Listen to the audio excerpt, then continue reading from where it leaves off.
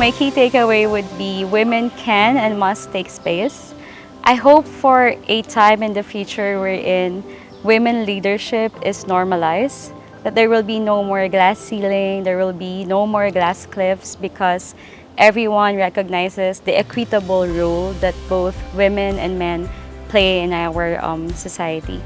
We are in the precipice of making sure that our social, political infrastructure are enough and matured to be able to give every girl who was born into the world their fullest potential.